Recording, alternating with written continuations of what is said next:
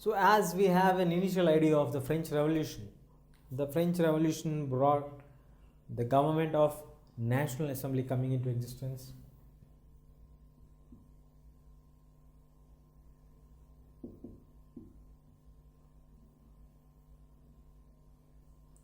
So after the National Assembly has come into existence, the citizens were recognized to be equal. There is no any kind of discrimination based on them. They were made active citizens.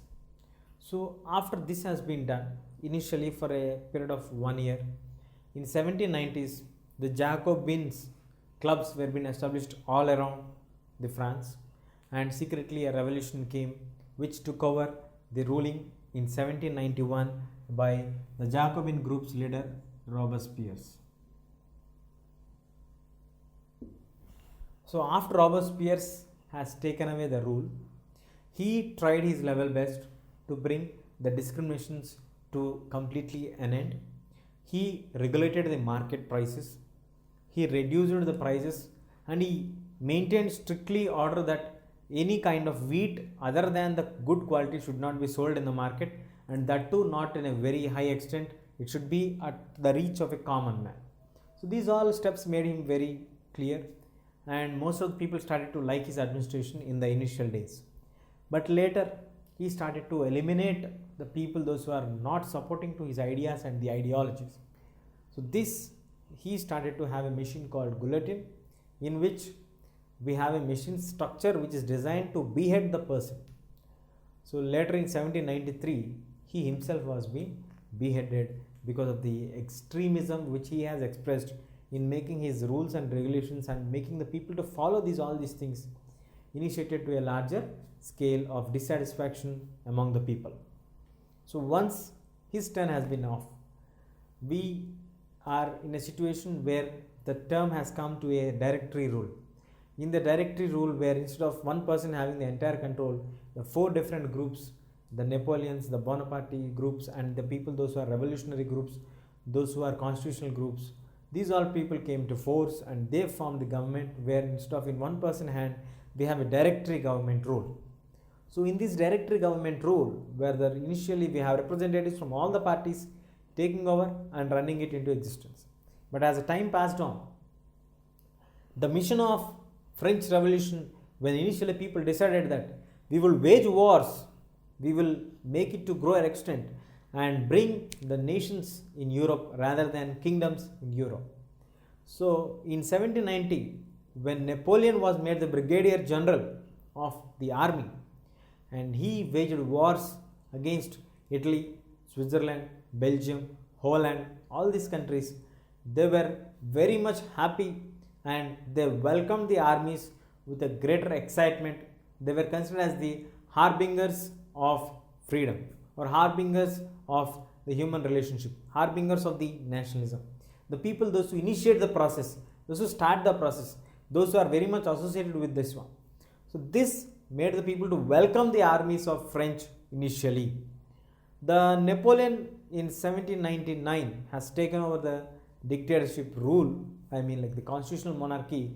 He turned to be a complete monarch. So the era of Napoleon. So after Robespierre, we have the directory rule. So after the situations turned, we have Napoleon.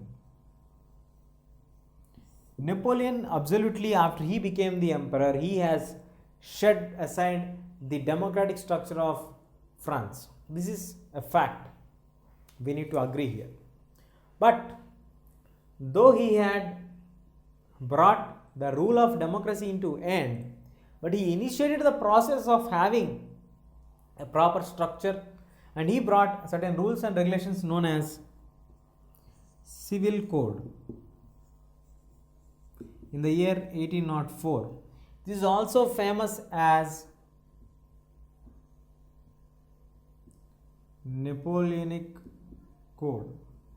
So according to the rules, code is a conduct of rules. According to these rules, he or she is a free citizen. There is no kind of any discrimination based on any citizens. There is no financial disparity between anybody, and all the people have to follow certain rules and regulations. This made it very clear that concept of equality.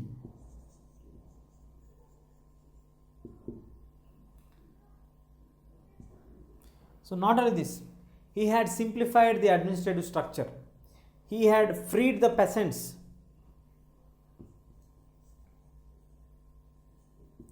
from serfdom and manorial dues.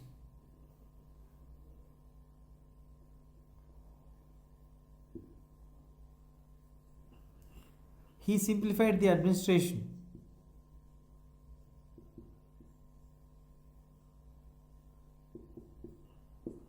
Reduced the taxes. New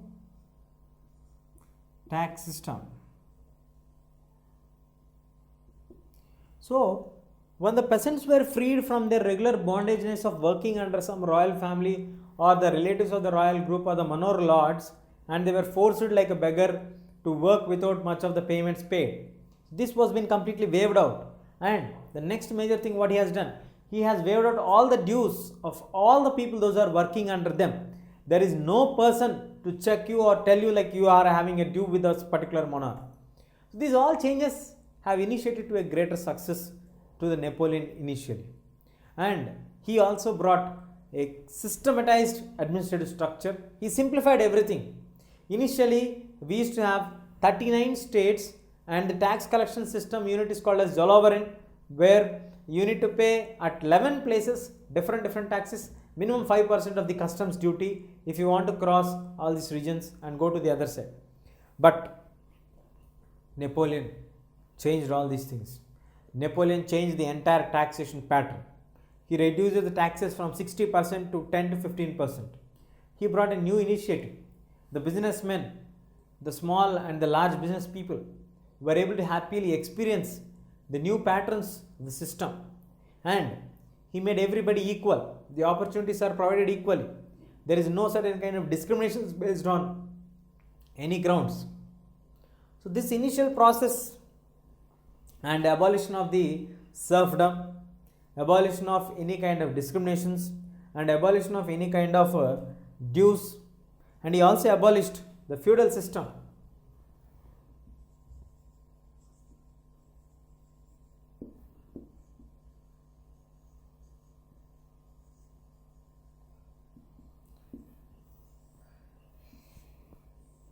So he abolished the feudal system, which is a very large and a major step what he has taken. These all steps made him really welcome in all the other countries like Holland, Belgium, Switzerland, all these countries.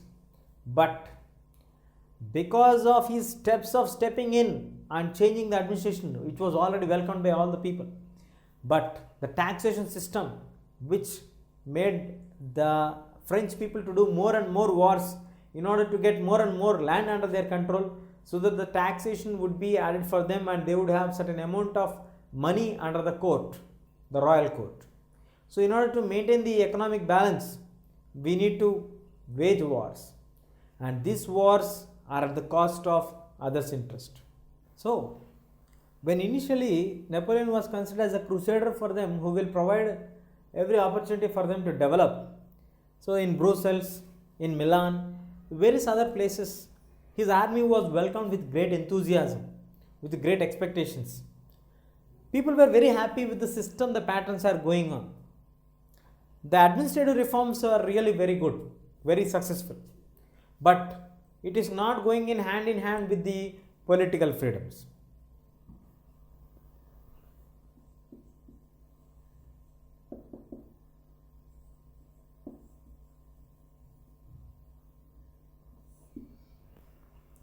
The administrative things are going very well designed, but the political freedoms are being curbed for them. What are the political freedoms? What that being stopped for them initially? Where the censorship has been imposed on them.